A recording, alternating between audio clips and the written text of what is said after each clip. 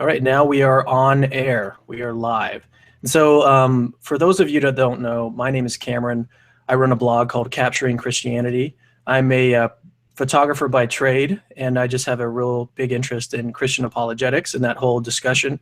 And so today I have a really fun discussion plan. We're going to be discussing the evolutionary argument against naturalism, and we have a number of esteemed guests on with us today. And so I mentioned with the guests that we're not going to go over introductions at all, but as these speakers begin to speak, I just ask that they will introduce themselves very briefly and then get on to the argument. And that way we can just save most of the discussion for the actual argument. And so let's go ahead and get directly into it. I'm going to go ahead and just lay out Plantinga's basic argument, and then as we go along, we'll be able to open it up for people to share their thoughts and then get the discussion going. And so in where the conflict really lies, this is where I'm going to be getting Plantinga's argument. He argues that premise number one, the probability that R is true given N and E. R is just the claim that our brains or our cognitive faculties are producing mostly true beliefs. The probability that R is true given N and E is low. Premise number two, anyone who accepts, believes in an E and sees that one is true has a defeater for R. Premise number three, anyone who has a defeater for R has a defeater for any other beliefs she thinks she has, including N and E itself.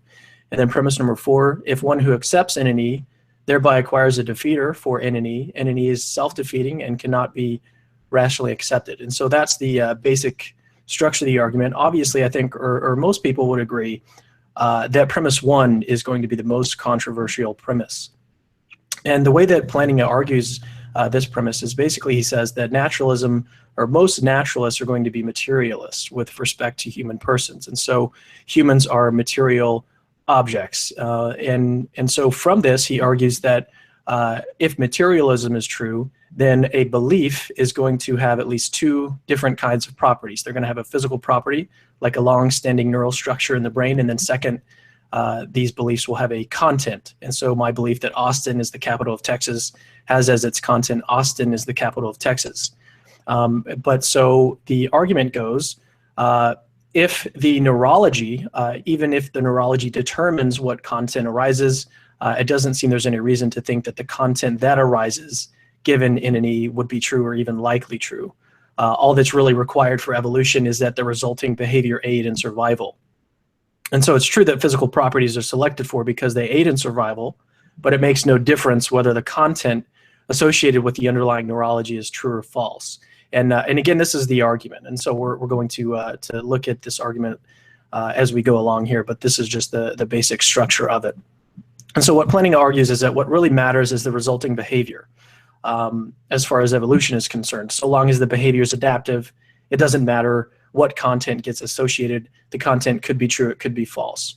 And so that's the basic way that Plantinga defends premise one. And so at this point, I'm just going to dive right into discussion and open it up for anyone to make a comment there or to present an objection or however we'd like to go forward.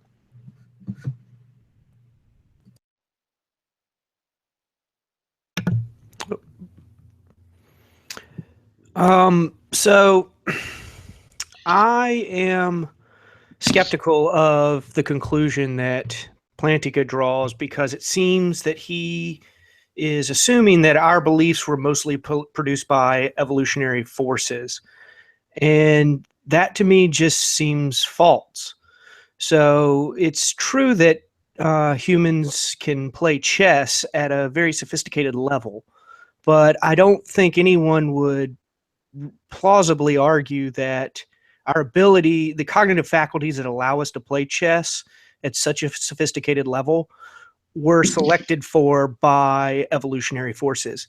So I think it's much more plausible to say that even though maybe some of our earliest beliefs were in several ways distorted by evolutionary forces, those distortions are being overcome so that true beliefs are becoming more and more wildly held. So I guess you could say I'm influenced a good bit by Thomas Nagel and a lot of his skepticisms of just, I don't think that evolutionary forces are the best way to explain our mental faculties, and I don't think that they should call into question our most basic forms of thought. So when Plantinga says things like, we have a defeater for the reliability of our beliefs, I think that's false. Trying to pull up one of Nagel's quotes here, but it's not cooperating.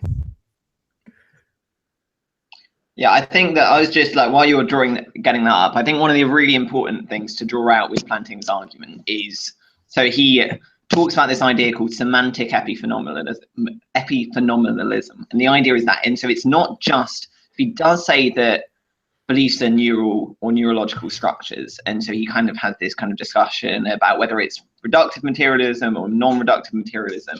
But one of the really important things is that he's not saying, so he's saying that beliefs cause behavior, but as far as I can understand, and I'm like, I think I'm right on this, and that from what I was just reading, so Callum Miller has a paper on this on the evolutionary argument against naturalism. So one of the things is that belief content is a causal, and so it's not, I think that's really important with the argument, is that part of the reason that it's not gonna select for true beliefs is that they're just like the belief content, and so it isn't causing behavior in a way. And so when people sometimes talk about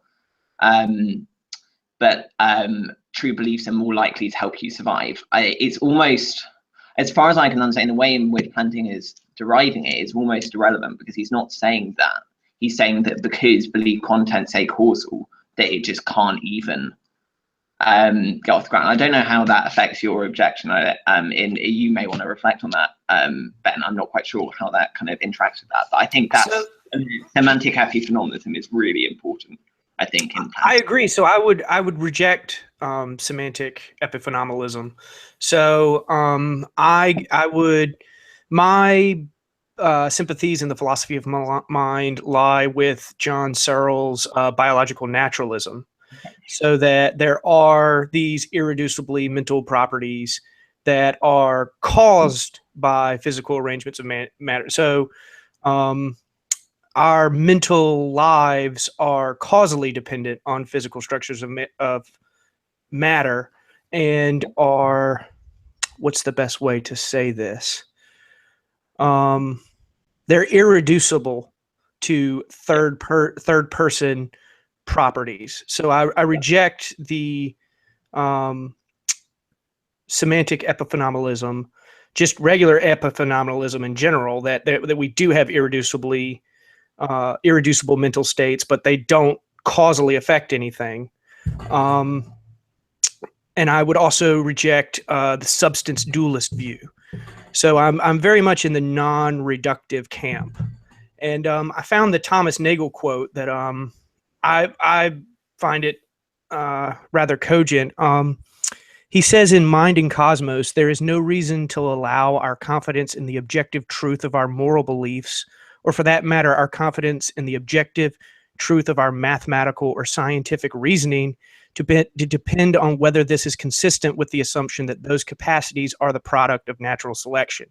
Given how speculative evolutionary explanations of human mental faculties are, they seem too weak a ground for putting into question the most basic forms of thought. Our confidence in the truth of propositions that seem evident on reflection should not be shaken so easily.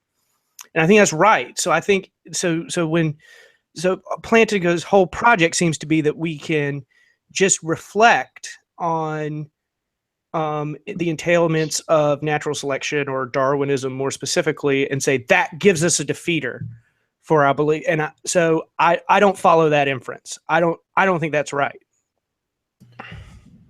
Okay. So I can just respond a little bit on that point. And so Plantinga does discuss non-reductive physicalism. And so what he says in response to that is that the same thing applies, is that we're going to have these neurophysiological properties, but then we're still going to have this other property, which is the content. And so what he says there is that even if these NP properties determine what content arises, there doesn't seem to be any reason to think that that content that does arise or does get associated with those properties is can be true or false. That's the basic argument. And so he applies a principle of indifference to that and says that there's an objective probability of 0.5 that this content that gets associated with this physical property is going to be true. And so another 0.5 objective probability that it's going to be false. And so that's sort of how he argues that and arrives at that conclusion. But Stephen, I wanted to get your thoughts on the argument and your basic objection to it, and so we can get the discussion moving. There we go. Can you hear me? Can hear you. Yeah, good. Okay.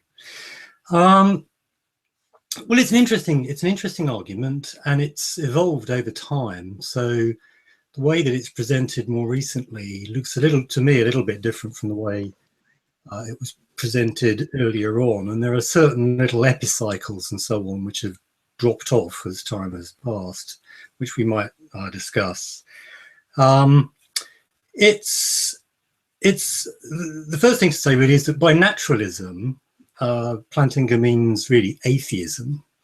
You know, there's no God or anything like God. So that's a rather unusual way of using the word naturalism for a start. Must an atheist be a committed materialist? Well, I'm not. There was a Phil Papers survey of professional philosophers a little while ago that showed that only less than 15% of professional philosophers and graduate students even lean towards theism. So theism is very much a minority view amongst the professional philosophical community, but only about half of them were willing to sign up to naturalism, and I think less than that to materialism and so on. So it seems to me that he's starting off making assumptions that are it's not at all clear that they're true, so far as the assumptions about what it is that atheists believe, what it is that atheists have to sign up to. That would be the first point I'd want to make. The second thing I'd want to say about this argument is that it's not an argument against naturalism. It's an argument that aims to show that you can't reasonably maintain naturalism, but it may be that you can't reasonably maintain naturalism, and yet actually naturalism is true. There's no attempt here to show that naturalism is not true. Naturalism could very easily be true, so far as this argument is concerned. It's not an argument for naturalism against naturalism and for theism per se. It's merely an argument for this sort of self-defeating character of the naturalist position. So it's easy to misunderstand the conclusion. Many theists, of course, reject this particular argument, have found fault with it, Michael Bergman and so on. So even amongst the theistic community, you don't find necessarily that much support for this particular argument. It's worth bearing that in mind too.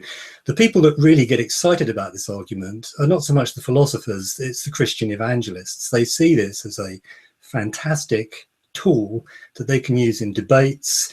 It certainly succeeds in throwing up an awful lot of confusion, an awful lot of issues are suddenly up in the air.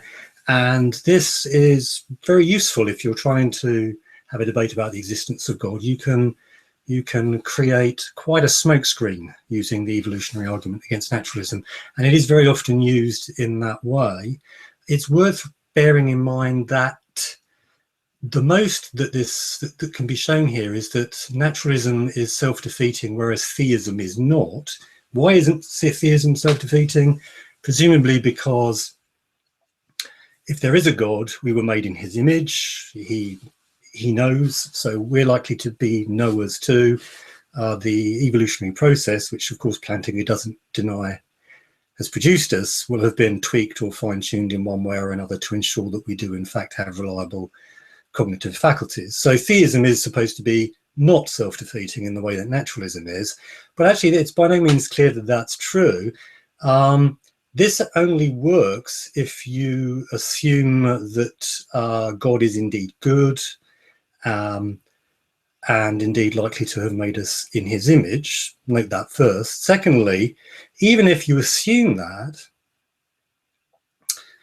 the argument may still, well, we may still have this problem that having decided that our cognitive faculties are reliable, it may be that in applying our cognitive faculties, we can discover very, very good grounds for supposing that there is no such benevolent, knowing deity.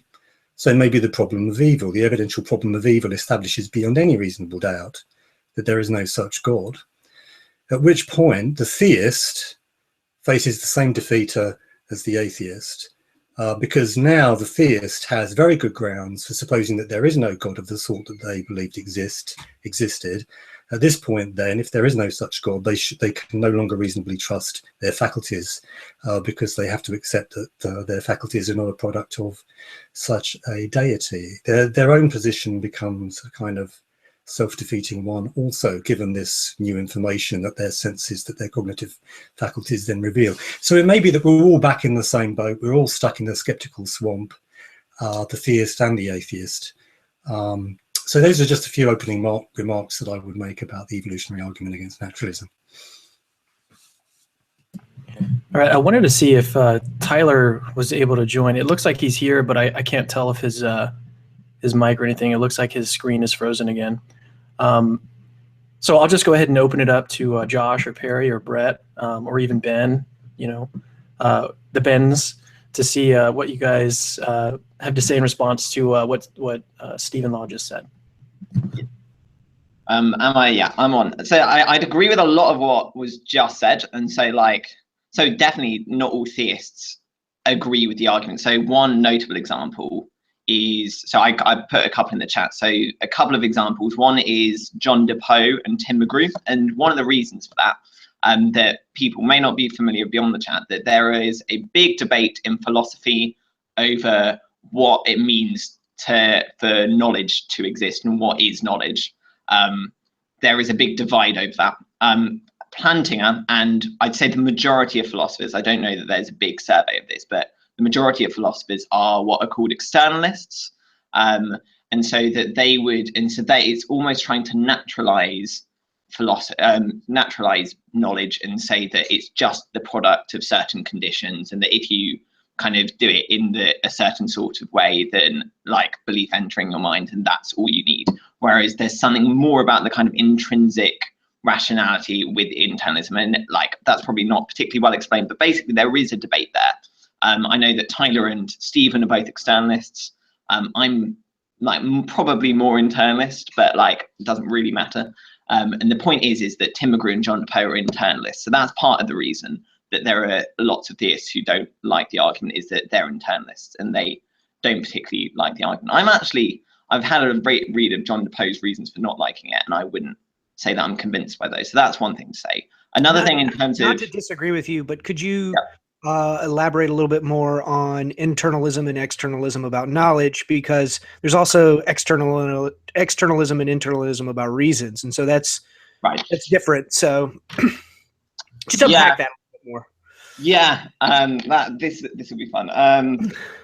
So externalism and internalism. So I mean, basically about like 40, 50 years ago, a guy called Gettier came along, and like people here will know this, but like a guy called Gettier came along and was like, yeah, so most people used to think that knowledge is true, justified belief. So it's true that I can't like know something that's false. It's something I believe, so there is that I have a proposition and kind of I have an attitude towards it. It's justified, so I don't get lucky in the way I know it. Now, Edmund Gettier comes along and he publishes this paper. I think it's just called "Is Knowledge True Justified Belief?" And basically, since then, no one has a kind of agreement over what knowledge is. And so there are lots of different definitions over what knowledge is. And so one of the questions might be in terms of, do you have to know that do you have to be self-aware of knowledge when you're having knowledge, or can you just know something straight up? So I think that's probably quite a helpful way. So do you have to know that you know something, or can you just know it? And so that would, because of that, so that's a kind of point that I think it's made. There's one paper which develops a kind of causal account of knowledge, which is just saying that I have to have that knowledge is true, justified belief, but it also has to be caused by that fact, which is the reason, which is the kind of truth maker of that belief. And so that, and in the end of that paper, that's the kind of distinction he makes. And so that's where externalist stuff comes from. So I think that's probably a helpful reason. Now, the reason that internalists, externalists disagree about that is that then they would say that the evolutionary argument against naturalism just runs with a false thing of rationality, what it means to be rational and what it is to have knowledge. And so that would be the reasons that some internalists, I'm still quite sympathetic to the argument, but like that's the reason some disagree with that. If that's helpful. That was very helpful. Cool. I guess I'll make a short comment on the idea that lots of theists disagree with that. I don't really see that as being relevant. Philosophers disagree about everything. Van Inwagen has said something like, at most, any philosophical argument has convinced 1/3 of philosophers, so it's not surprising that this is the case. I just don't, yeah, it doesn't seem relevant to me. Can I say why I think it's relevant? It's relevant because this argument is of particular interest to evangelical Christians, and that seems to be the context that we're talking about it here. And evangelical Christians generally will point to groups of so-called experts in order to try and lend credence to what it is that they believe. And I'm just reminding them here that this is very much a minority view, and that is relevant. I'd like to echo a little bit of what Stephen Law said, because I've read quite a bit of Paul Draper, and I feel like Paul Draper, he identifies a fallacy of inductive logic that he calls the fallacy of understated evidence. And I think Law was really hitting on this earlier when he was saying that at the end of the day, we have two competing hypotheses. We have naturalism and we have theism trying to explain a set of data, and that set of data being generally reliable cognitive faculties. Well, so if you're going to, that's not the only piece of data that's relevant. Stephen Law mentioned facts about undeserved suffering that could count against the theistic hypothesis. So it's not clear to me that once all the relevant evidence is stated, that theism explains reliable cognitive faculties better than naturalism. To give a couple more examples, just the very fact that life exists with reliable cognitive faculties and had to biologically evolve, I think that fact is better explained by naturalism than by theism. Because in theism, you could have had special creation. You didn't have to have this biological role of pain and pleasure, or this long, tedious process of kind of tinkering to bring about beings. And another piece of evidence would be the fact that these cognitive faculties and these beliefs and these mental states in general are physically dependent. So theism would gives us some reason to expect disembodied souls. And so the mind-brain connection of all known mental states being causally necessary on physically embodied brains, I think that's another fact that is just explained better by naturalism. So once I think you could take these reliable cognitive faculties in isolation, and it might seem like this general fact is better explained by theism than by naturalism. But once all the relevant information, all the relevant data is expressed, to me, it's not clear at all that theism has this explanatory advantage over naturalism, all things considered. The idea isn't that theism offers a better explanation of the probability of our cognitive faculties being reliable being high. That's not it at all. The idea is that naturalism is self-defeating. So Plantinga, first off, wouldn't want to treat theism as a hypothesis here, and we're not trying to see which is the better explanation. We're trying to see if naturalism has a defeater, or NNE is self-defeating. That's correct. That's spot on. But maybe we should think about some other hypotheses here. I mean, what about this hypothesis that life on this planet has been produced via evolution, but very much fine-tuned and steered by trans-dimensional alien beings that love cottage cheese. Now, suppose I believe that. Is my worldview self-defeating? No, it is not. Ultimately, I'm out of the woods again, in just the same way as the theist is. And yet I take it almost everyone here thinks that it would be absurd for me to believe such a thing. And in fact, I would be at least as irrational as the naturalist who doesn't believe in this kind of thing, were I to maintain that belief. And it seems to me that the theist is in much the same boat here as somebody that believes that we're a product of such alien engineering. Whilst it may be that such a belief is, such a worldview is not self-defeating, that really doesn't lend it very much support, does it? So so there are a lot of things to be said. So lots of things being brought up. So evidential problem of evil clearly being brought up, and I will say something about that in a second. I think one thing that's might be useful, so Stephen and Ben might want to come in on this.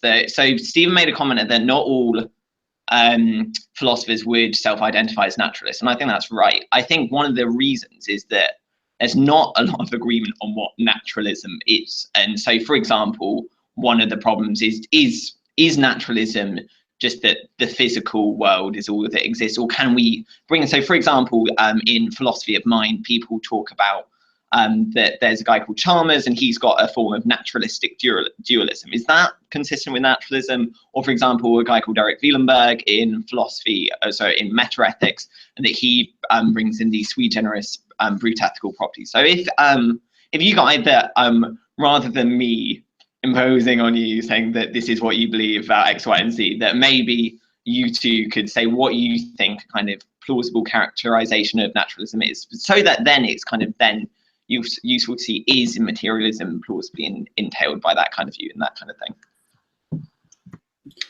I'm just working with Plantinga's definition, which is basically naturalism equals atheism. It's the view that there's no God or anything like God, roughly speaking. So if that's what you mean by naturalism, fine, then we can talk about this as evolutionary argument for the self-defeating character of naturalism. I did just flag up right at the beginning that the word naturalism tends not to be used in that way, and in fact, I'm not happy generally about calling myself wedded to the position of naturalism, but I'm happy to do that once Plantinga has made perfectly clear that that's all he means by naturalism, atheism. Yes, I am an atheist. So I would second what Stephen Law just said, in that I think Plantinga's definition is more akin to what most people would consider atheism and not necessarily naturalism. And since it's his argument, I think that we should be using his terms. If you were to ask me to characterize what, when I say that I'm a naturalist, what I mean by that, I mean the hypothesis that a physical reality exists and that any mental reality is ultimately explained by that physical reality.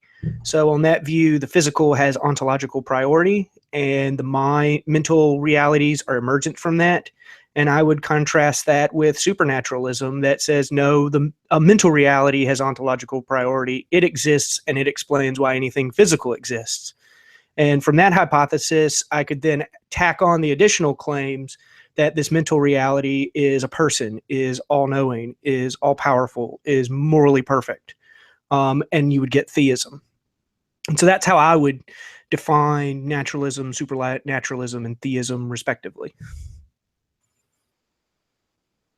So I think one of the things to well, first let me just say that Tyler is still trying to join. He left and is on his way home to try to join us on his computer at home. His computer at work wasn't working, so he's hopefully we're still going to have him join at some point.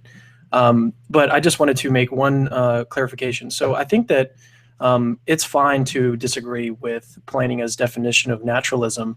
And I think that's a perennial problem in philosophy, is defining what naturalism is, what it entails, and all that. So as far as I understand, that's a perennial problem. So he's defining naturalism in the best way that he thinks he can or knows how. But I think the most important part is that he's focusing on physicalism.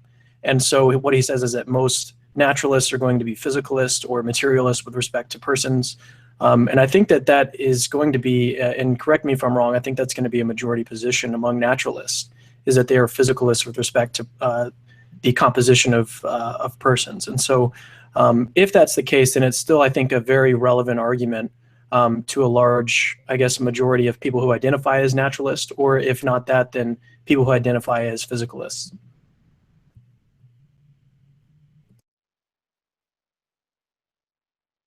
But one more clarification, like if somebody is a naturalist and they aren't a physicalist, then the argument just isn't directed at him. It doesn't matter if he's just assuming so it's really a conjunction of naturalism, evolution, and materialism. So if you're not a materialist of some sort, then it's not going to be directed at you. I think that's right. So I can't remember where I remember hearing Plantinga say this, but he would say that someone like Thomas Nagel, who believed in sort of a teleological universe, this sort of argument just wouldn't apply to him.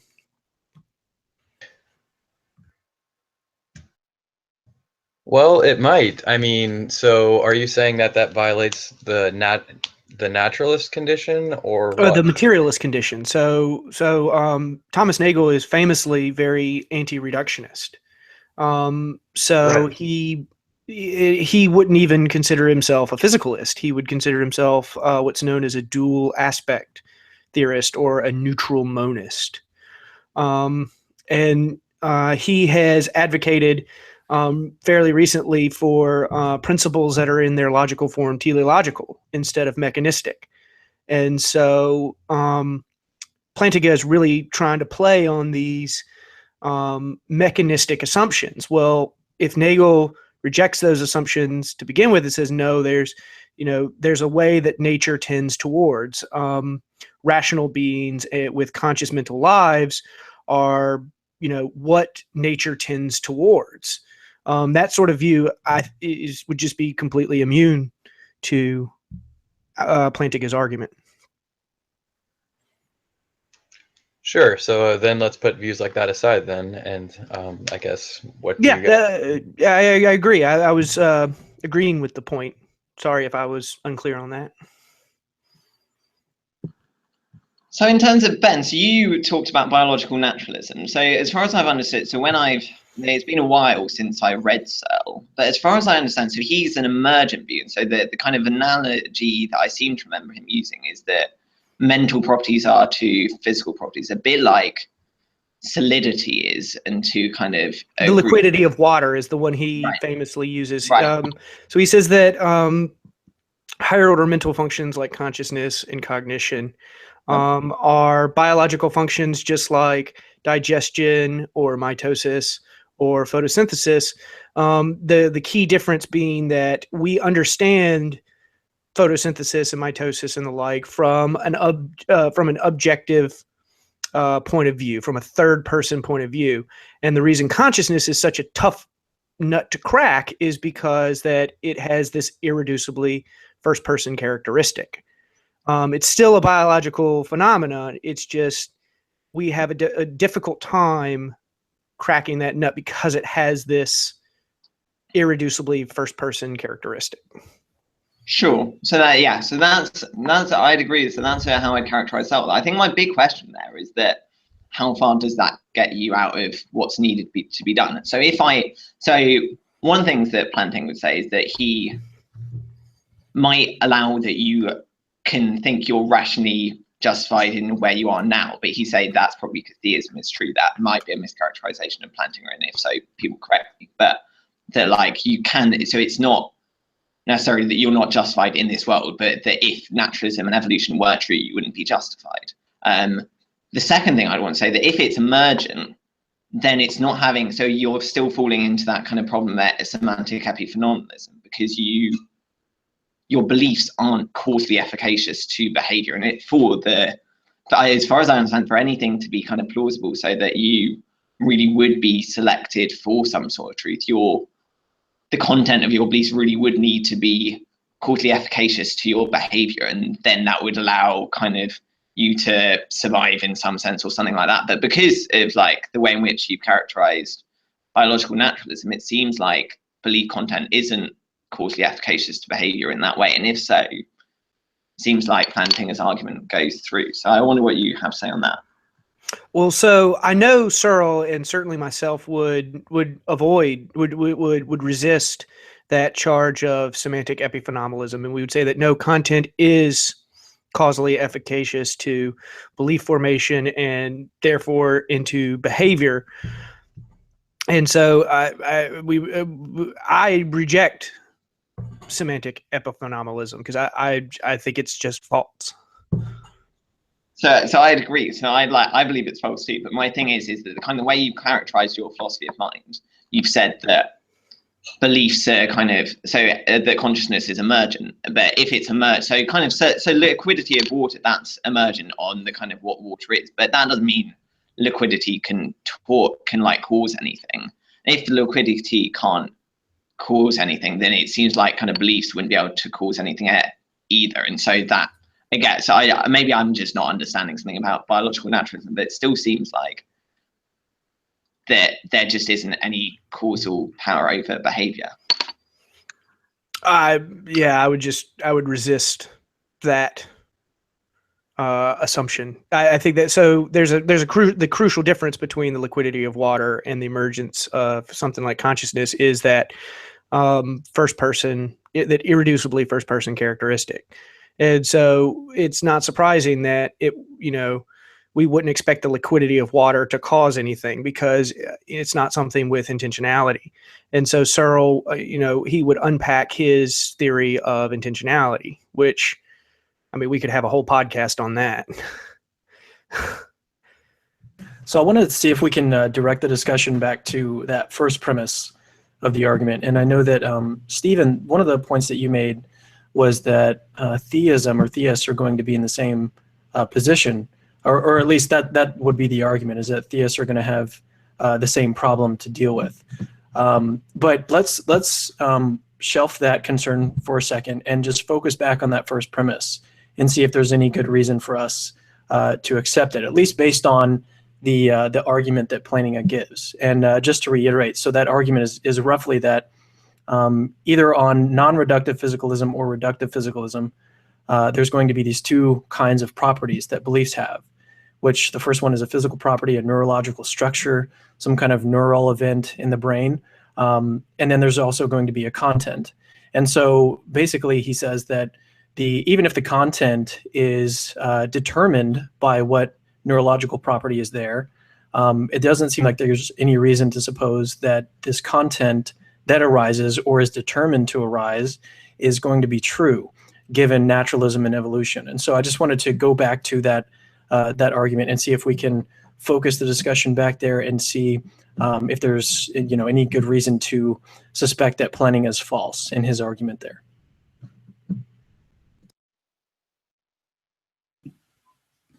Yeah, good. That's helpful because I mean this is the key move, presumably, or certainly looks like it, and it's easy to lose sight of that. So thanks for bringing us back to that.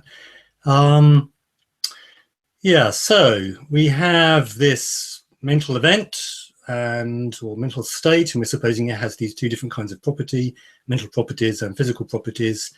And if the physical properties fully account for everything that's happening physically, it appears that the mental properties are effectively locked out. There's that kind of concern that the mental must be epiphenomenal, the mental properties must be epiphenomenal. That's the sort of traditional classic criticism of that kind of sort of token identity theory, that whilst it may allow mental states to have causal impact, they don't have causal impact by virtue of their mental properties. If I can just ask a clarification question. So when we say epiphenomenalism, what are we meaning by this term? Well, epiphenomenalism is the view that the physical material world can have a causal impact on what's going on mentally, but the mental is causally inert. The mental has no causal clout when it comes to producing other mental events or indeed physical events. And that's, of course, highly counterintuitive. Most philosophers begin with the assumption that epiphenomenalism cannot possibly be true. And in fact, on the face of it, it would lead to these kind of problems that we've seen, that if given that Plantinga's argument is that given that the mental has no causal impact on the physical, and given that natural selection in the first instance selects for behavior, adaptive behavior, well, if it's simply causally irrelevant what mental content lies behind that behavior, then natural selection is not going to favor one kind of content over another. It won't favor true belief over false belief. For example, natural selection will simply be blind to the content of our mental states. It's irrelevant so far as our exhibiting adaptive behavior is concerned. So that's the sort of the guts of Plantinga's argument, I take it. It turns on this thought that somehow, if some form of naturalism / atheism is true, then the mental is effectively rendered causally inert. Mental content is rendered causally inert, but then natural selection is not going to be favouring one kind of mental content over another kind of mental content. That's certainly the earlier versions of the argument tended to be framed very much in that kind of way, and it is certainly an interesting question. Yeah, so I think that's very helpful, and I mean, I just want to make sure to let it be known that I don't want to put these beliefs or these views onto Plantinga, but it does sort of seem to me that is what he's arguing, is that the mental properties, the content, is not doing the causing of the behavior, and this is what he says is following from naturalism and evolution. And so, if that is the argument, then what reason is there to suppose that naturalism and evolution would entail that epiphenomenalism is false? Maybe that's where the discussion needs to be narrowed in on. Yeah, I'll just do a bit of reading of Plantinga for you. So this is page 337 of where the conflict really lies. And so he says this. So he says, going back to materialism and the content of belief, then it is by virtue of the NP, which is neurophysiological properties of a belief B, not by virtue of its content, that the belief causes the behavior it does cause. And so that seems to me that that's the kind of point that he's making. And so if my kind of big question about it really is, I'm confused with why you have to accept semantic epiphenomenalism in the first place, and that why. It's weird to think how kind of. I'm not sure really how you characterize it, because I'm not feeling particularly charitable to naturalism overall. But I just wonder if you have to accept semantic epiphenomenalism at all, and because if you don't accept that, then you kind of plain sailing. Why not just say, for example, that it's not just that this particular mental state has mental and physical properties, and the physical properties fully account for what's going on physically, and so the mental properties become effectively locked out. Why not just say that the mental properties just are the physical properties? Why not go for a simple identity theory, property identity theory? If you go for that, then the mental properties have causal clout. How do they have that? By virtue of physical properties. Simple. Yeah, I mean I'll have through Plantinga, because it just feels like that's the easy way out, is that if you just get rid of semantic epiphenomenalism. And I feel like I always feel like it's too easy as a way out of the argument, but yeah. I'll jump in here if I can. So I don't think that he actually does require that you accept semantic epiphenomenalism if you're a naturalist, because he says even if you do identify the physical properties as mental properties, then it's not necessarily the case that, even though that they have a causal influence on behavior, that their content has to be true to have the beneficial impact on behavior that they must have to. I think this may actually be an evolution in his argument. So I think that earlier on there was this reliance on the thought that some form of epiphenomenalism has to be true. But in the more recent versions, I suspect that he's backing away from that a little bit and putting more emphasis on, but why does it have to be true, this belief? Okay, maybe it's having causal impact by virtue even of its mental properties, but why should it be true? And that now seems to be the key thought that's doing the work, rather than the reliance on the epiphenomenalist assumption. Exactly. So the argument is supposed to apply to reductive materialists as well. Yeah, yeah.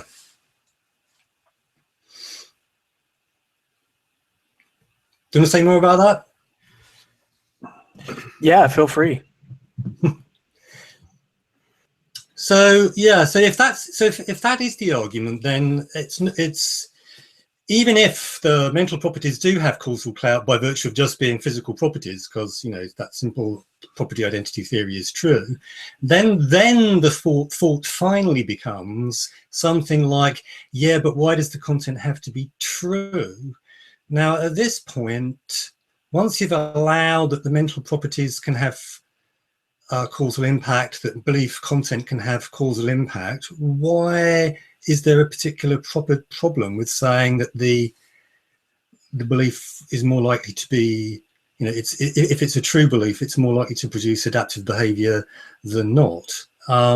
We can just go back to those traditional arguments, the obvious arguments that we're all familiar with, that if you have a false belief, you'll probably walk off the cliff and die, whereas if you have a true belief, you'll get to survive and pass your genetic material on. It's that particular argument now that we need to return to and think about a little bit more, maybe. Right. So there's two things so Plantinga wants to say that if we're assuming materialism, there's this belief and it has the NP properties as well as the content properties. If you identify the content properties with the NP properties, then the question becomes, so you have the NP properties which are causing everything in your brain, in all the brain events which cause your physical actions. And you can say that the content is then causally efficacious in that sense because it's identical to the NP properties, but why does the content have to be relevant? Because it's the NP properties that are doing all the causing, right? Sorry, yeah. And so the answer to the question, well, why do they have to be relevant, would be, well, there are going to be advantages in having true beliefs over false beliefs. Now you've allowed belief and belief content to have causal impact on behavior. Well, why won't natural selection favor true beliefs over false beliefs? Because true beliefs will put you over the cliff. Sorry, false beliefs will put you over the cliff, and true beliefs will allow you to survive. It seems the only way that this. Well, carry on. Sorry. So it's that he's saying that the content can be causally effective if you identify it with, so it's the NP properties that are doing all the causing, and if you want to identify the content with it, it seems like the NP properties, regardless of what the content is, are going to cause the same behavior. So it's the NP properties. But once you've actually identified the content property with the neurophysiological property, then you have allowed that the belief content does have causal impact. The mental properties do have causal clout, and now why won't natural selection favor true belief? I mean, I just want some explanation here. I don't get it. Well, let me try a different route then. I was about to go look for a quote to elaborate on that a little more, but let's try a different route. So there's plenty of content that will cause the same behavior. So we can have plenty of false beliefs that will cause the same behavior. We can use something similar to Kripkensteinian examples, like you could have the belief that predators are dangerous, but you could also have the belief that non-rainbow colored predators are dangerous. Otherwise, they're fine. Now, both of those beliefs are one of those beliefs is true, the other is false. Even if a predator is rainbow colored, it's going to be dangerous. But the fact is there aren't any rainbow colored predators, so they'll have the same causal effects. One is true, the other is false. Yeah. So what's the punchline? That was a possibility.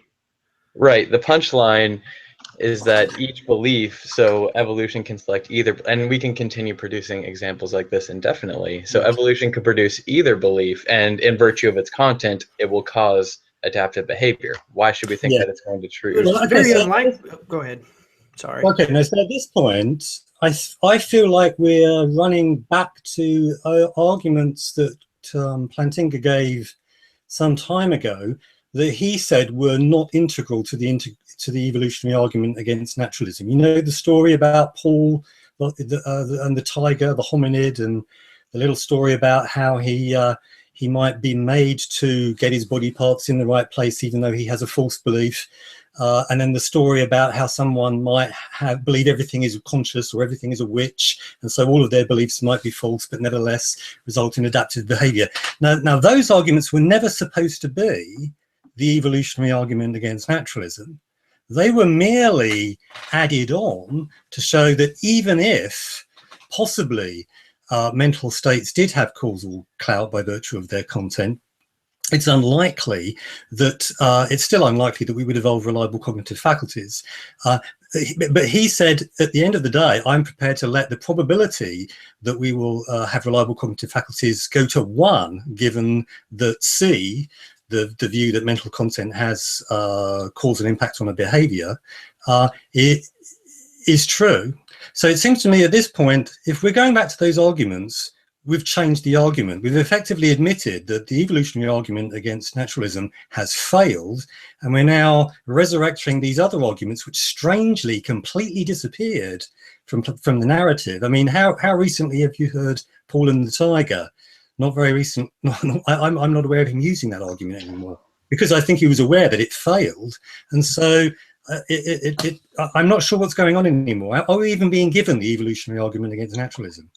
Right. I was just trying to illustrate that even if so that is somewhat of a step back, but I found a quote that I was wanting about. So when Plantinga is talking about reductive materialism on where the conflict really lies, and I think that might help this a bit. It's on page 334, and he says, the events having the MP properties that it does have is fitness enhancing, in that by virtue of it having these properties, the organism is caused to perform adaptively useful action, fleeing, for example. Since the event is a belief, some set of these MP properties together constitute its having the content it does in fact display.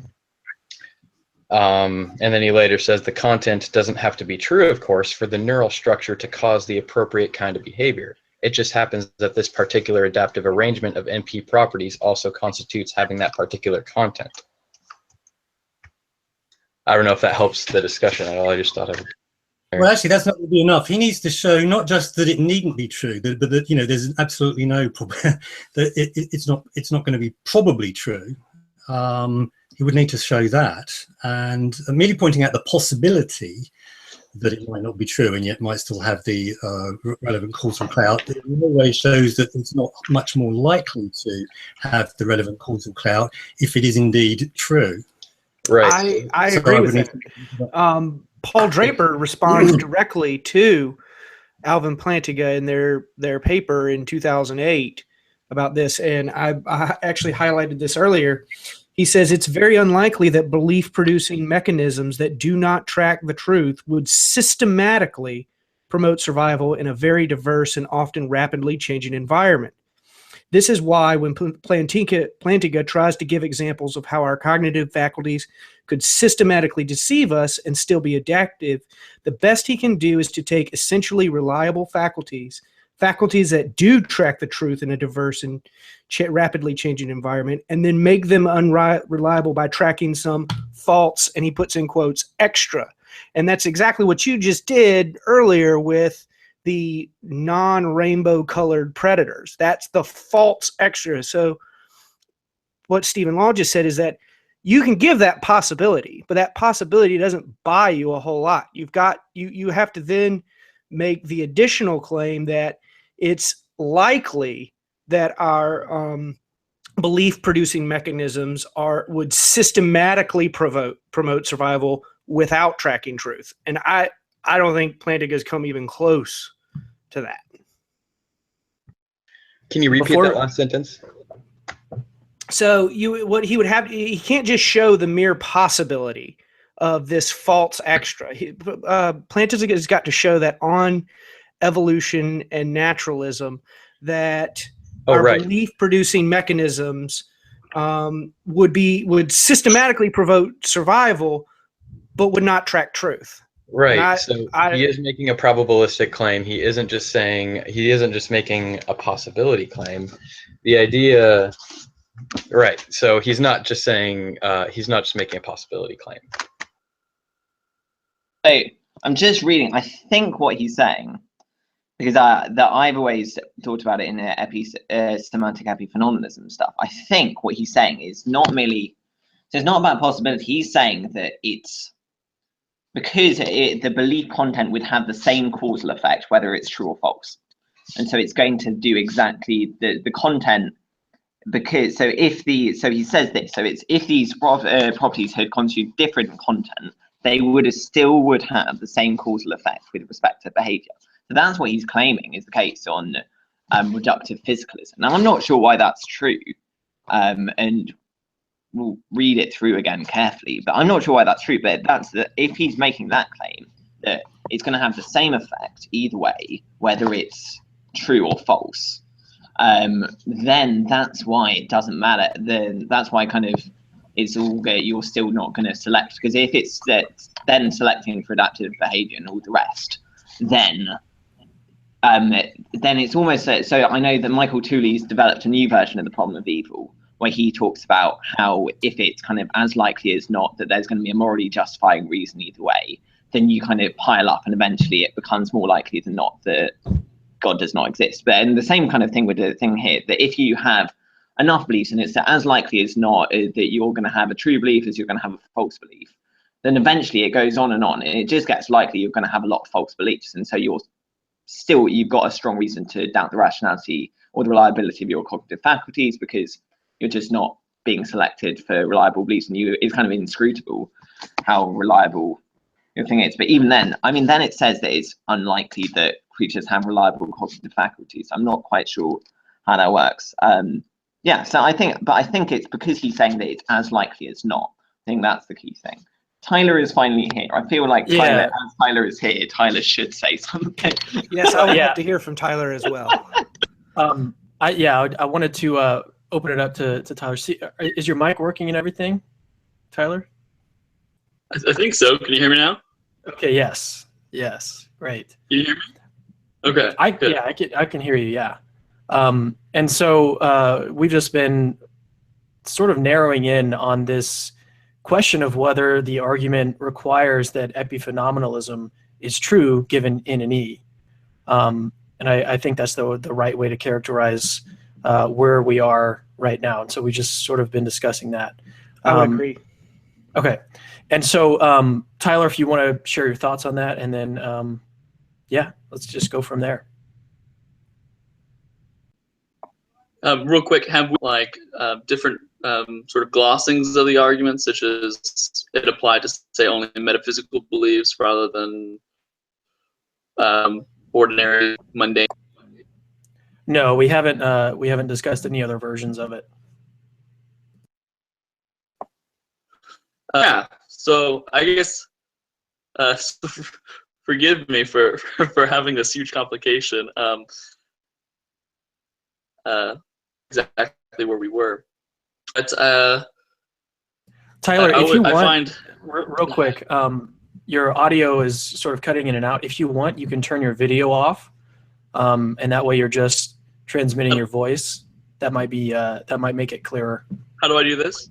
Okay. At the top, there you go. And now your beautiful wife. Yeah. All right.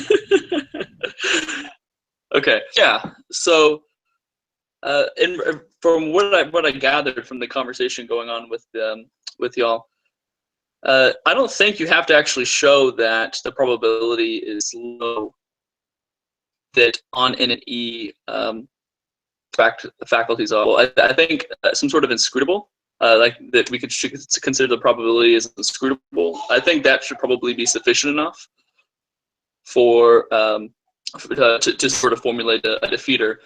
And so if you can show that there's a possibility if you can show that there's a possibility that whatever sort of beliefs y'all were talking about, which beliefs are, I don't know what scenario y'all were using, but if you can show that the possibility of other such beliefs being formed in survival and reproduction, then I'm not sure why we should prefer one set of beliefs or another set of scenario of beliefs over another. I think more importantly, though, or more strongly, I guess, my intuition is a lot more clear on issues in regard to metaphysical beliefs. So I don't know if right now would be a good time to bring that sort of argument up, or if I should down and let someone else talk. So could you, like, as you're the Plantinga scholar, like having done all the PhD and all, like that, what? So I think we were just slightly confused in that feeling like, so with reductive physicalism, so is it that he's saying that it's inscrutable, that, or whether, because he seems to talk about, he's talking about unlikely herein where the conflict really lies, but why is it so with non-reductive physicalism I can get it because it's all about semantic epiphenomenalism or epiphenomenalism more broadly. With reductive physicalism, because that belief content is actually causing behavior, then why is it then that you're still gonna, that it's not gonna select for a reliable cognitive faculty? I think that was, the big question, and that because it just seemed that like it really could, because yeah. Can you repeat the last line again? I'm sorry. So with you're asking physicalism, yeah, why does it work with reductive physicalism? Because belief content really does cause behavior, and so it seems like a true belief will just cause you to survive. So why think that having a true belief would just cause one to survive? I'm sorry, I'm not following. Because it will have a different causal effects, probably. Maybe Stephen Law can articulate that argument a little bit better, because he was the one that was bringing up that point, that if mental properties can cause behavior, then it seems like true beliefs are going to be more adaptive in that case. Sure. Yeah. So so the evolutionary argument against naturalism seems to have gone through a number of incarnations, and in the earlier versions, there was a lot of talk of epiphenomenalism. And indeed, the probability that epiphenomenalism was true given N and E was doing quite a lot of work in the argument. Plantinga suggested that actually you didn't have much choice but to accept that some form of epiphenomenalism, either straight epiphenomenalism or at least semantic epiphenomenalism, is true if you're committed to naturalism and evolution. And then given that, epiphenomenalism has the consequence that the content of your mental states is not going to have any causal impact on your behavior. And given that natural selection selects for adaptive behavior in the first instance, well, then natural selection is not going to be selecting for one kind of belief content over another, true belief over false belief, say. And so there's no reason at all to expect us to have evolved reliable cognitive faculties. I mean, that was my understanding of the sort of the earlier incarnation of the argument. But there's an obvious response you might make. You might say, but what if mental properties of events or states or whatever your preferred ontology is, just are the physical properties? Go for a straightforward reductive physicalism. It's not that the mental content properties are a set of properties distinct from the physical properties. No, they just are the physical properties. And given that physical properties have causal clout, so do mental properties then. And once we've established that that's a possibility, and in other words, epiphenomenalism is not true, not even semantic epiphenomenalism, well then what's to prevent natural selection from favouring true beliefs over false beliefs? Once we've allowed that actually we don't have to sign up to epiphenomenalism as naturalists and proponents of the theory of evolution, what exactly is the argument? Is the mystery that we were left with. And I guess so. I'll respond. I'll try. Oh, is Tyler going to respond to this? I'll stop. You can go ahead. I'll go right after you. Well, I was trying to. I'm going to try and elaborate on that point I was attempting to make earlier, which is that if you have the MP properties and the content is identical to them, the idea that Plantinga is getting at is that those properties are going to cause certain behaviors, but the content doesn't have to be relevant to them to be causally efficacious. Like we can have, it won't matter what the content is, though it is causally efficacious. It will just cause these behaviors that these MP properties cause. To quote him, he says, going back to materialism and the content of belief, then it is by virtue of the NP properties of a belief B, not by virtue of its content, that the belief causes the behavior it does. Among B's NP properties are such properties as that of involving many neurons working in concert. As we learn from current science, these neurons send a signal through effector nerves to the relevant muscles, causing those muscles to contract and thereby causing behavior. It is by virtue of these NP properties that it causes those muscles to contract. And so it seems like he's saying that it's by virtue of those MP properties, not by the properties of the relevant content or the content in question. But I take it Law thinks that, which by the way, Stephen, hi, nice to talk with you again. I take it that Stephen's view is something like that those neurophysiological properties just are identical to beliefs or something like that. Is that right, Stephen? Stephen, your mic is muted. If the mental properties, I mean, I take it that there was this thought that somehow, you know, so here's a mental event and it's got physical properties and it's got mental properties, and the concern was that if only the physical properties need be alluded to in explaining why things are then caused to happen behaviorally, then that effectively pushes the mental properties out of the loop causally. They're inert. They are entirely superfluous. You could take them away and everything will carry on in exactly the same way. That was the concern with that kind of identity theory. But if we go for a theory on which the mental properties just are the physical properties, they are the one and the same property, then given that physical properties have causal effects on behavior, so do mental directly by virtue of their content, in fact. So now the thought then seems to be, there seems to be a switch in focus now, away from making the argument turn on the thought that all epiphenomenalism is probably going to be true if you're a naturalist, to even if it's not true, there's no particular reason to expect that true contents are going to be causing the relevant adaptive behavior rather than false contents. That now seems to be the key thought. And now I'm kind of looking for an argument for that, and I'm hoping it's not going to be one of the arguments that got ditched earlier, you know, the Paul and the Tiger and the witch, everything's a witch arguments, because Plantinga himself dropped those some time ago because they're not really very good arguments. Quick question. Do you know, so I did notice he stopped bringing up the sort of witch beliefs. Did he do that? Do you know if he did that intentionally, or do you think he just they were have you talked with him about this? Or no, they were quietly dropped, weren't they? They just disappeared. And my guess is that he figured out that, well, certainly the Tiger argument, it's not a good argument, and I wrote a paper on that, and I've no concerns about that. I'm confident that's not a good argument. There remains this thought that I think is the one that Tyler is now putting a lot of weight on, which is that, well, all of your beliefs could be false because they could be kind of universally contaminated by the thought that everything is a witch, or something like that.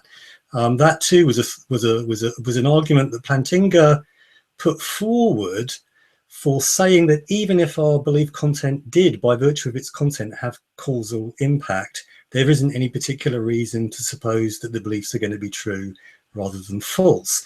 However, he was clear that the evolutionary argument against naturalism did not rely on that particular line of argument, namely that if naturalism and evolution are true and belief has causal impact, then it's still unlikely that we will evolve reliable cognitive faculties. He was prepared to let that probability go to 1 in his calculation, and in his overall calculation of probabilities, in order to try and show that the probability that we would have reliable cognitive faculties given in E is low. Now, so it seems to me that if we're now switching from trying to argue for trying to make the point that naturalists are going to be likely committed to epiphenomenalism, like it or not, to this other style of argument, he's effectively now relying on an earlier style of argument which he's effectively dropped. I'm just now confused as to what the evolutionary argument against naturalism even is anymore. Well, I'll shut up now. No, thank you. That caught me up. Now I feel like I understand the conversation now. So thank you. Yeah. So I take it that there are like all sorts of evolutionary arguments against naturalism, that there's sort of a family of them, if you'd say. Earlier, aiming toward epiphenomenalism, that might be one sort of argument, right? There isn't the argument, as you mentioned, that sort of depends on That was officially the argument, the one about epiphenomenalism. I mean, that was the way it was framed. So if we're not, yeah. Go ahead. So if we're not running that argument anymore, it seems to me we're not running what was officially known as the evolutionary argument against naturalism. I don't know. I mean, you can still have the same sort of formulation, right? You can still have the idea that on naturalism, our cognitive faculties, the probability of our faculties being reliable is low. If you have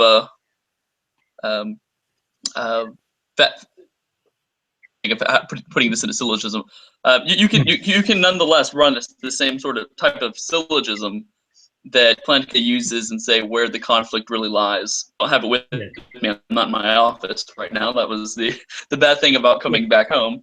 But essentially, still keep the syllogism that he.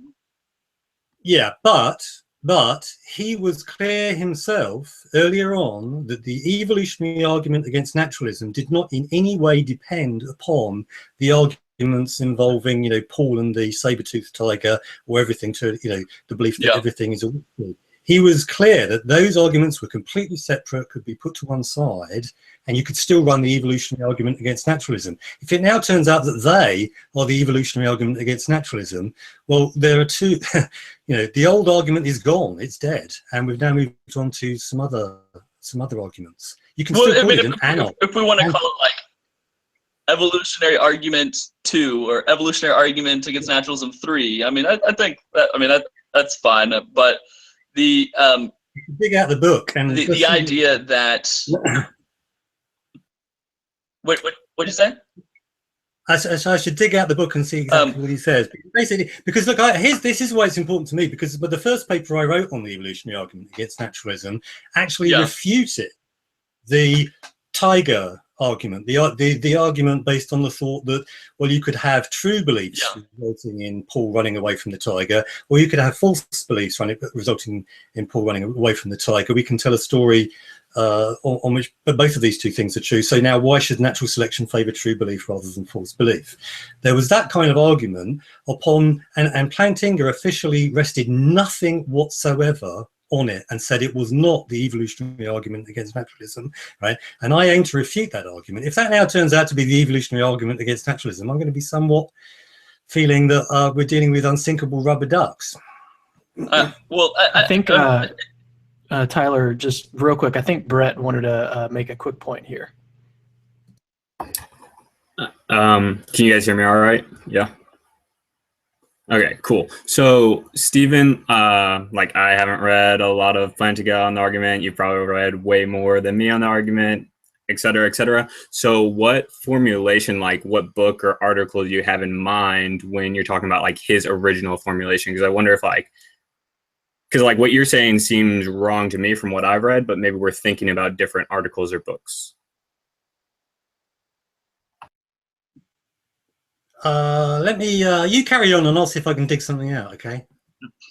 Yeah, the other I'm talking about, say, for the argument, I think in the beginning of Naturalism Defeated, in that collection, the edited collection, he provides a very succinct statement of the evolutionary argument against naturalism at the beginning of that. Mhm. And I Which think he does update and where the conflict really lies. Right. And he said Yes, he has a syllogism. And absolutely. No, he syllogism, has. Yeah. He has that certainly. syllogism is compatible with the sort of argument, using the sort of which type beliefs to demonstrate that the probability of the reliability of our faculties on naturalism and evolution would be low. Those sorts of scenarios can help show plausibility for the first premise and the syllogism he has and where the conflict really lies, which he himself says is the sort of most updated version of the argument. So that's why I was saying it's still. I mean, if we could say that it's a different argument. We can say it's not. I don't mind what we call it, whatever we do. But nonetheless, I think the important part is that I haven't heard a successful answer to that response. The best sort of response I've heard is something from like Fodder, where he says, "Oh well, if you have so many beliefs, if you believe that tiger over there is a witch, you still believe that it's dangerous and that it's fast and that it's going to kill you or something." But then, as Plantinga responds back to Fodder, that why should we think that we believe these other things, right? Just because you believe P doesn't mean that you believe Q, even if P is entailed by Q. If you don't know that P is entailed by Q, we could be evolved in a sort of in such a way in which we form beliefs in a sort of phenomenologically simple manner. So I still don't know yet of a good response to that. I don't hold it super tightly. That's not the main argument that I of the evolutionary argument, which I have a lot of credence for. I have a lot of credence for a metaphysical sort of argument, more developed by Tom Crisp. But I don't know if you're familiar with this, but basically it argues that we have a defeater for thinking that our faculties, as it pertains to metaphysical beliefs, high-level scientific beliefs, are that our beliefs on these topics are reliable or true, and that's because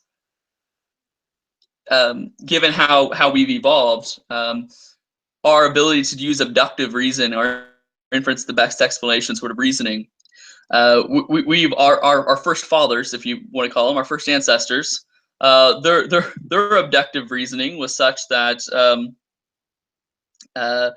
it was aimed toward them getting out of sticky situations, like a wolf pack.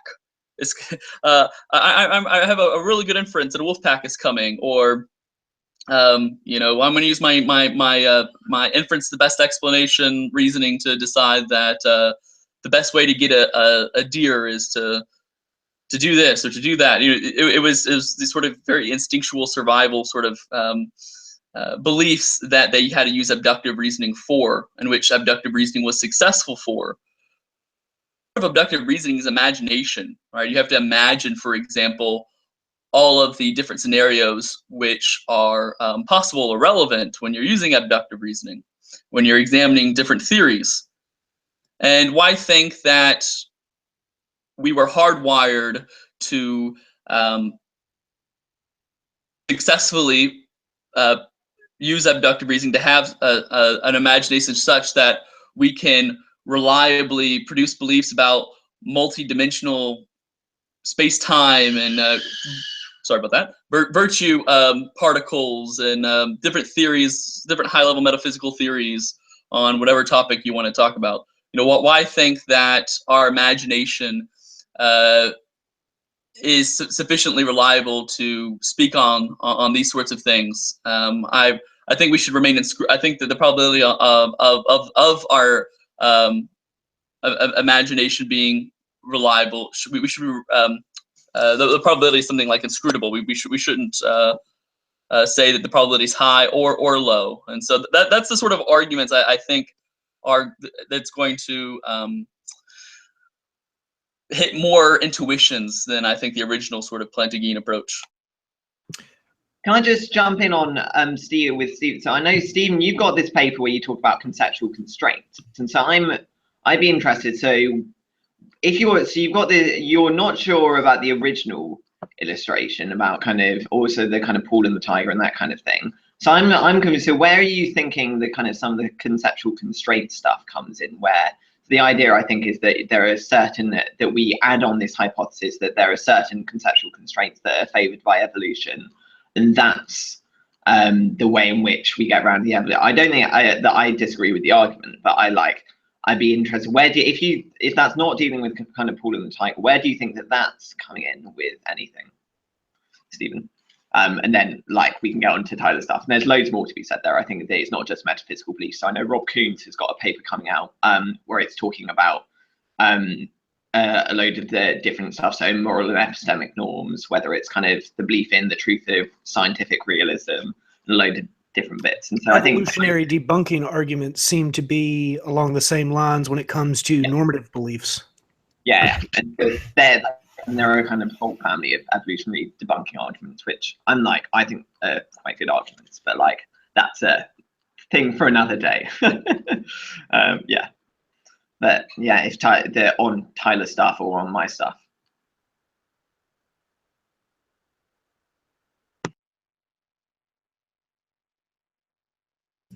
All right, Stephen, I think your mic is muted again.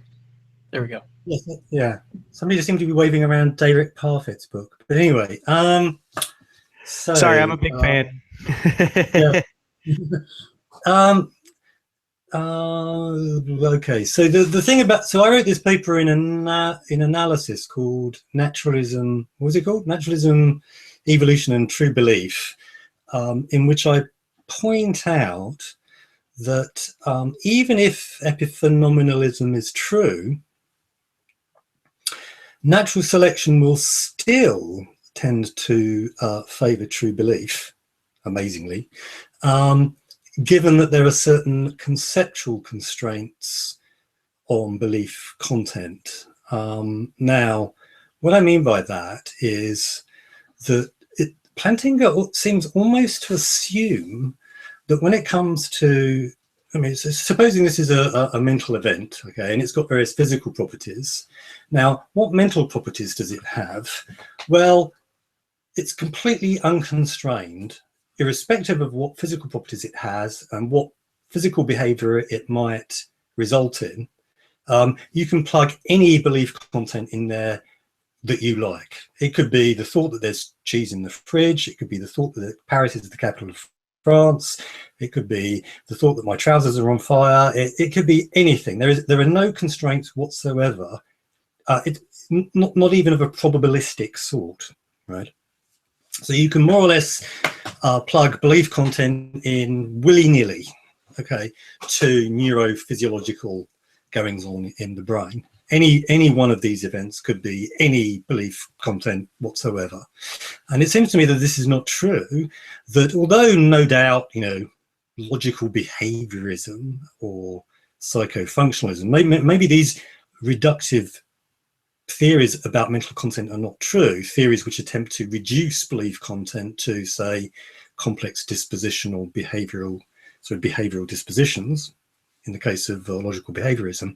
It may be that those reductive theories are not entirely true, but there is some truth to them, namely that you can't just willy-nilly plug belief content into any neurophysiological state. There are, once that state, it's clear that it has certain very strong ties to certain kinds of behavior in other states, mental states, then there are certain, it suddenly becomes much more likely that it has this belief content and much less likely that it has that belief content. If it results in a desire to eat cheese in my going to the fridge, then it's much more likely to be the belief that there's cheese in the fridge than it is that Paris is the capital of Germany, say.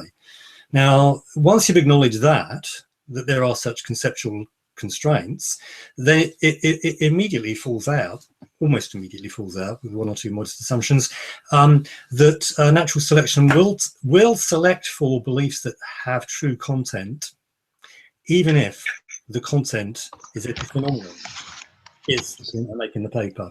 And it is highly plausible that there are such conceptual constraints. And even if you think it's not plausible, the onus is now on you, certainly on Plantinga, to show that there are no such conceptual constraints in order for him successfully to run his evolutionary argument against naturalism. And good luck with that, because I'm pretty damn sure that there are such constraints. So I have a couple of questions that, firstly, I'd like you to, I know you just said that the onus is on me for doubting this, but it just is wholly unclear to me why anyone would think that there are conceptual constraints. It doesn't make any sense to me why that should be the case. And then the second comment is, even if I grant them, we can use Kripkenstein and Grew examples like that to show how false content can cause adaptive behavior. Think of quaddition and addition of Kripkenstein, and we can continue making an indefinite or infinite amount of those examples to get false content that causes the same belief. So sorry, those are two complicated questions. The first one is to show why in the world we should think there are conceptual constraints, just because it's really unclear to me. You saying that you have this intuition just doesn't give me that intuition. It's just not clear why. Well, it's not my intuition. It's not my intuition. It's almost everyone's intuition. That you How do you know can't. that? It's because I've done a poll. I've talked to many philosophers. I've taught philosophy of mind for many years, and I've taught Wittgenstein and so on, and pretty much everyone. So it's a rather Wittgensteinian thought, in fact, that there are such conceptual connections between pain and certain forms of behaviour. That is not to say that you can entirely reduce pain to pain behaviour or some complex behavioural disposition in the way that logical behaviourists suggest, but it is not a purely causal connection between pain and behaviour. There is some conceptual links there such that we simply can't make sense of the thought that there could be people who, say, for whom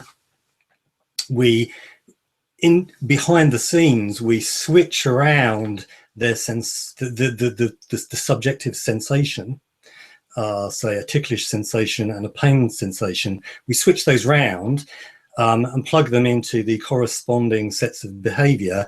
How do we then describe, if we then ask ourselves to describe what mental state the person is in, who is jumping up and down, shrieking, going ow, and saying stop it, it hurts, right? Do we want to say that that person is absolutely not in pain? They are experiencing a ticklish sensation. That's clearly and unequivocally the right verdict to give. Almost everyone is going to be at least confused about what to say in that case. And that confusion is a symptom of the fact that there is indeed a conceptual link between certain forms of behavior and certain mental states. These are not mere causal connections, there are conceptual connections too. And once you've acknowledged that, it seems to me that is the end of the evolutionary argument against naturalism, as based on the thought that if you're into naturalism, you'll have to accept that epiphenomenalism is true. Let me just make a quick comment. We are at 12:30 right now, Central Time, and so this is the time that I had allotted out for this discussion. But seeing that Tyler joined a little bit late, I wanted to poll the guests and see if everyone was okay with going another half hour or longer. It just depends on how long people are willing to or available. Yeah, are you kidding? This conversation has been incredible. I'm going to go relatively soon. So unfortunately, I've got dinner elsewhere, so about 10 minutes away from here. But I will stay for a sec. So just on. But I will, now that I'm speaking, I'm going to take the opportunity to respond to Stephen. So, real quick, I want to make sure that everyone else is okay with staying on a little bit. Yeah. Stephen, are you good? Stephen, do you have a... yeah, I'm good for, I could do another 20 minutes, say. Okay. Yeah. Okay. Great. I can stay. So just on what Stephen said so far. So there's, I don't know if Stephen, if you've seen this, so Callum Miller's got a response to your paper. And so he... and if you don't, I'm very happy to send it through. But his idea is that, so you can grant, I can happily grant that conceptual constraints are plausible, but just as, so Plantinga, so some people sometimes respond to Plantinga saying, yeah, I know you say that beliefs, it's not going to be that our rationality is not going to be a thing, but actually in the actual world, like when we look at the way in which beliefs cause behavior, that's fine. The beliefs do, true beliefs cause the right behavior, and that's all right. And he says that's irrelevant because what he's talking about is not what happens in the actual world, but what happens given naturalism and evolution are true. So I think what kind of Miller tries to do, I think, is a similar thing. Is he's saying it's not strictly relevant whether we believe it's plausible that there are conceptual constraints at the moment. So you can grant that there are conceptual constraints. What you need to further say is that conceptual constraints are plausible or probable given naturalism, and he just denies that and says that conceptual constraints is an adjunct hypothesis, and that's a fairly improbable extra hypothesis. Given naturalism, there's no reason to grant that, and if there's no reason to grant that, then then it's kind of I mean, yeah. Yeah, so in the paper, I actually preempt that. I say, look, I'm not arguing that there definitely are such conceptual constraints. I'm merely pointing out that most philosophers are prepared to acknowledge that there are. And, you know, prima facie, there's a pretty good case for saying that there are, and I've given you one example, one argument even. You are right that Plantinga might say, well, there can't possibly be such constraints if naturalism is true.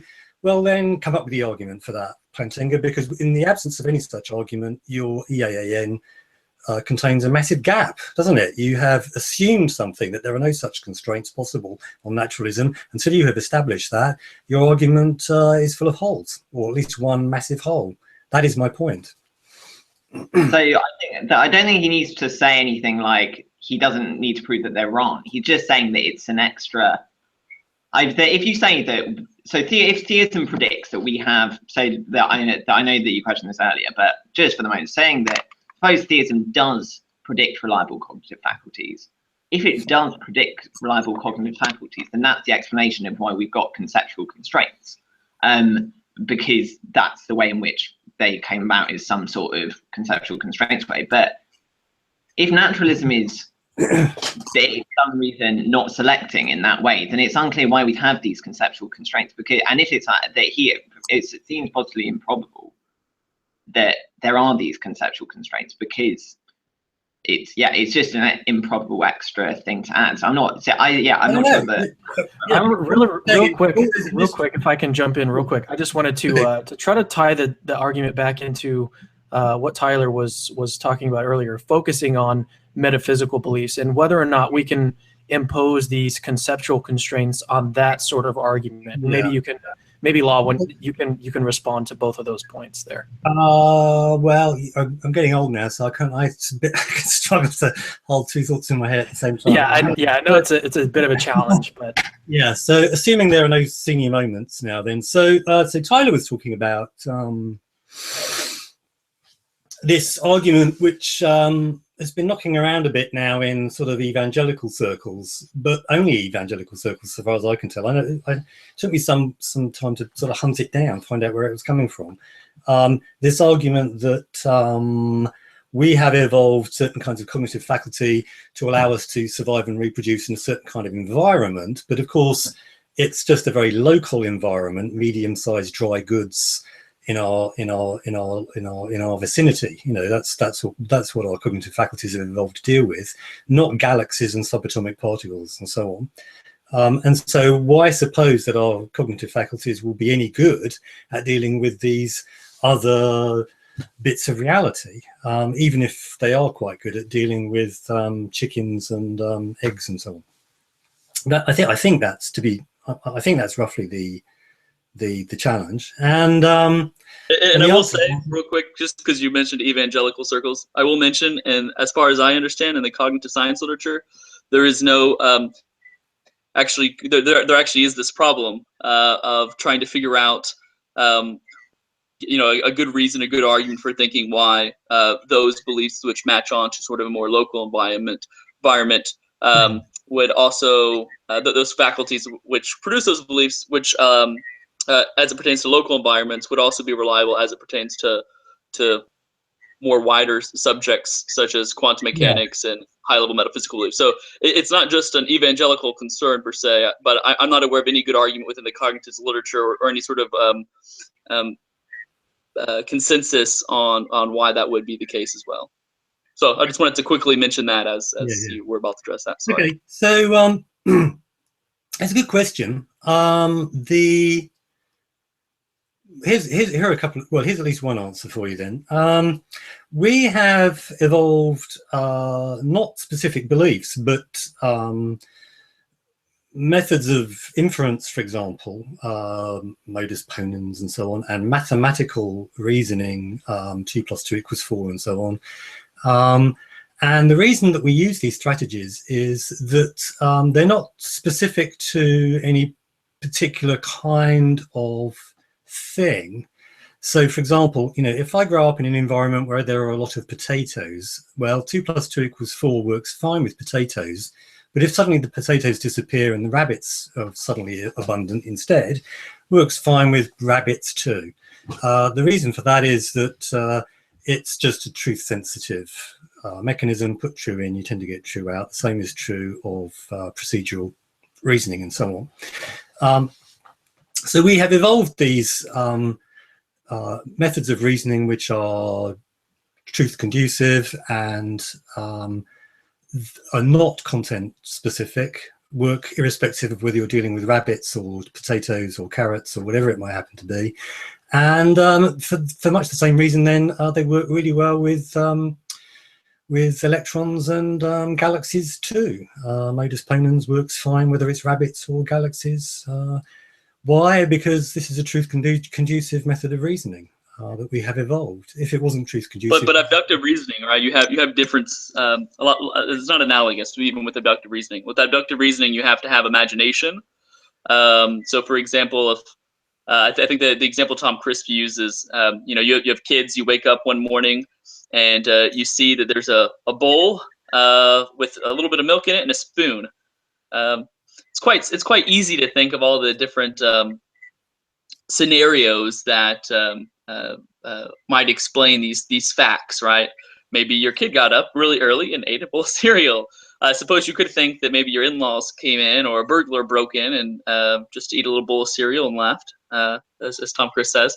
But generally speaking, it's quite an easy thing to do. However, when it comes to imagining other situations, other theories, other possibilities, a higher scale, such as within string theory and quantum mechanics and mereological nihilist,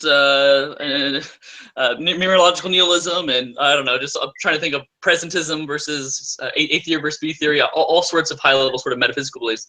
The scenarios, the imagination that's going to be required is going to be on a much higher scale than at this sort of more local level when it comes to, say, who ate the bowl of cereal. Also, with abductive reasoning, you're going to have another issue, as Chris pointed out, namely,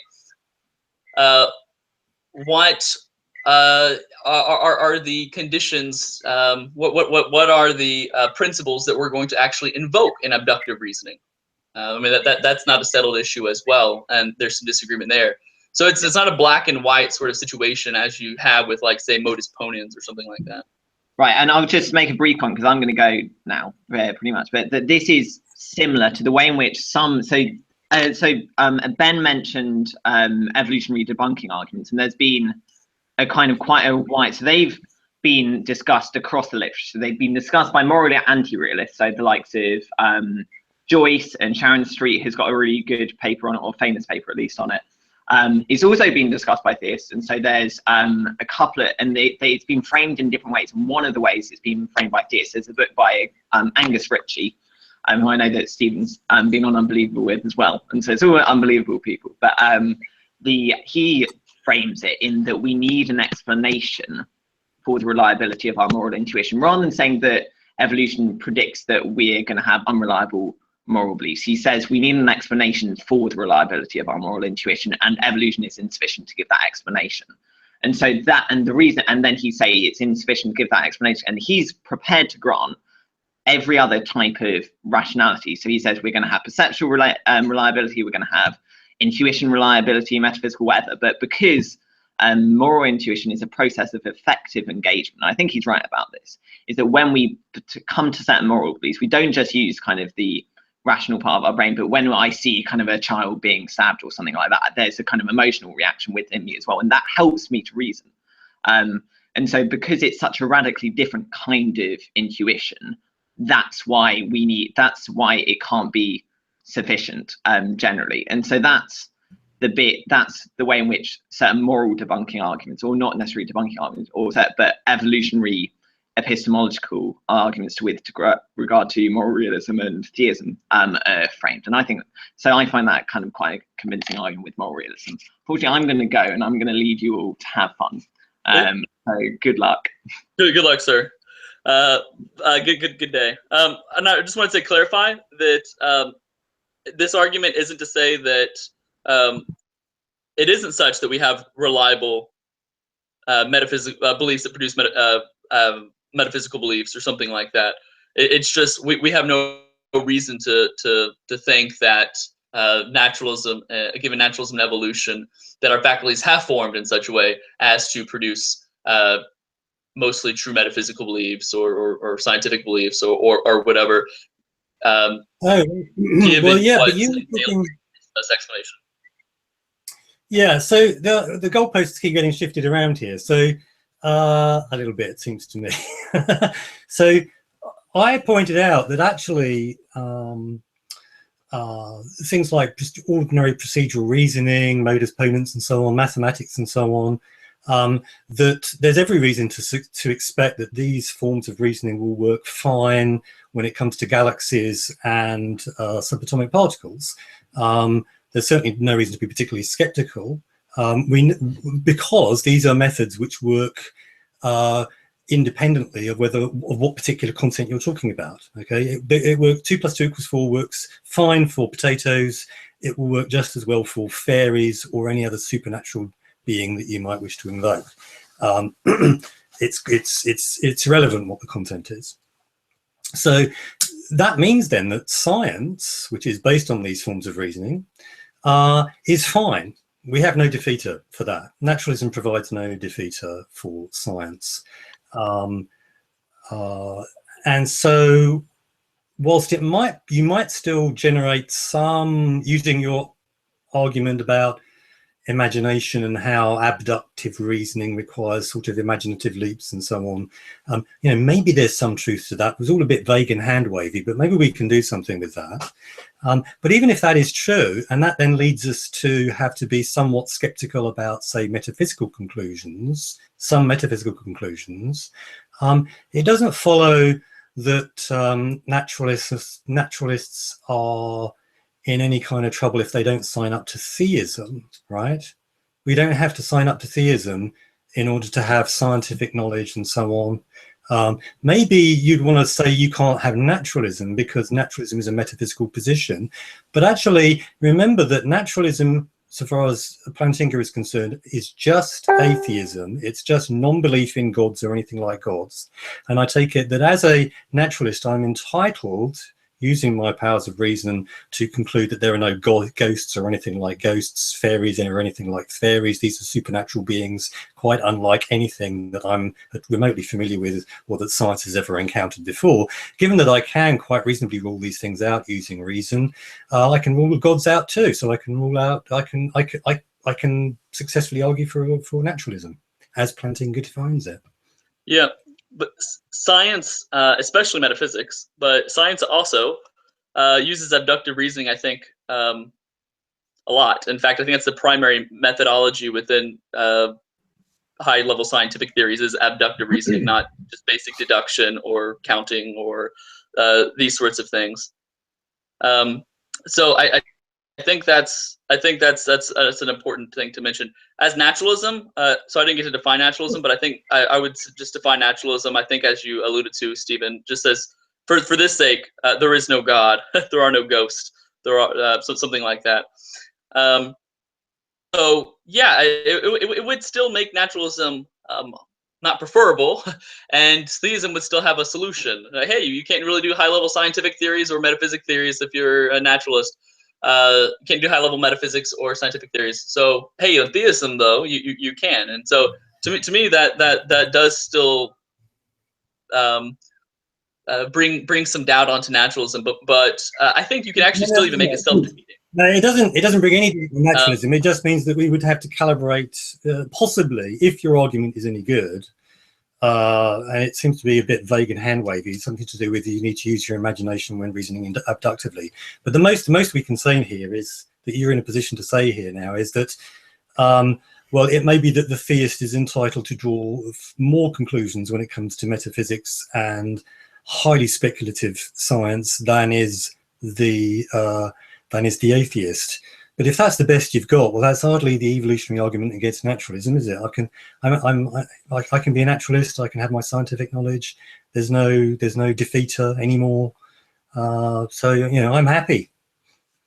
I also think so. I mentioned earlier the fallacy of understated evidence, and so I think it just happened again here, where you didn't state the evidence fully, because we also know in science that science is extremely successful without taking God's actions into account at all.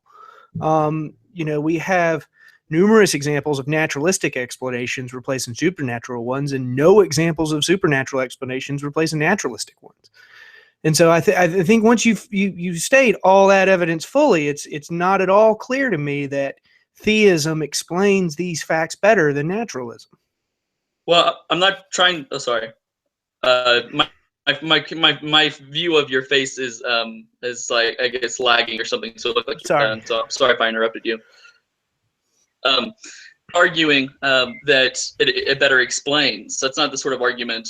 Well, that's abductive reasoning, right? Certain facts. And I do think that, Stephen, I do think that you are being quite modest about how much high-level scientific theories and how much contemporary metaphysics relies on abductive reasoning. I think that's the primary methodology that one uses when taking upon those enterprises. So I do think it gets a bit more than you think. But the last thing I was going to say, and I know we're about to run out of time here again, but I actually think you can still make naturalism self-defeating on this view, because if naturalism, at least the way in which we defined it, is a metaphysical view, then it would follow you can create a certain self-defeating scenario once again with it. So yeah, that's the main thing I wanted to say before we closed. Sorry. So I want to say because you just said that naturalism wouldn't be preferable that in the situation that you were giving, but theism would, because it had these explanatory tools. And so then when I bring up this extra point of, well, there's further facts about this same topic that are just better explained by naturalism, by theism, all of a sudden the goalposts move. And you went, well, I'm not running an explanatory argument. Well, at the end of the day, you are running an explanatory argument, because you're saying that there are these facts, there are these abilities that naturalism just can't explain, or that naturalism is somehow self-defeating and defeats itself in its own terms. And therefore theism is, preferable. And so that's abductive reasoning. It's so I don't think that you could get out of the point that I'm trying to make there so easily. Well, I guess that's. Go ahead. I guess I just have to disagree with you. I'm not convinced that I'm making an abductive case for God's existence or an abductive case against naturalism. I don't see why that's entailed by merely saying if naturalism's true, then it follows that we have a defeater for our metaphysical beliefs or high-level scientific beliefs. I don't see how that follows that I'm really preferring one explanation to another by postulating that conditional statement or something like that. So, Stephen, it seems that we've reached the point where you said that you've got to run. If that's still the case, then totally cool. I really appreciate you coming on and spending some time with us. I do too. Thank you for coming on, Stephen. Hey, can I give Stephen a shout out for something real quick? Yeah, it looks like Stephen, you just muted your mic on accident. Sorry. Thank you. Stephen, I was going to say, I actually do think you can get out of this argument if you're a naturalist by appealing to your favorite sort of evidence, non-propositional evidence.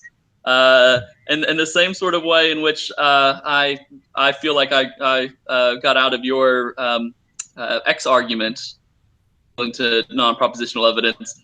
I think that if you have a really strong seeming your faculties are reliable when it comes to metaphysical beliefs and scientific theories, that there might be a way out of this as well. So just wanted to sort of throw a little bit of charity your way. It's been great talking with you again, though. Sure, thanks. See you around. Yeah, either way, thank you, Stephen. Okay, bye. Bye. All right, guys. So at this point, we can just continue on the discussion. I can either stop the broadcast or we can keep going. What do you guys think? I'm game for either.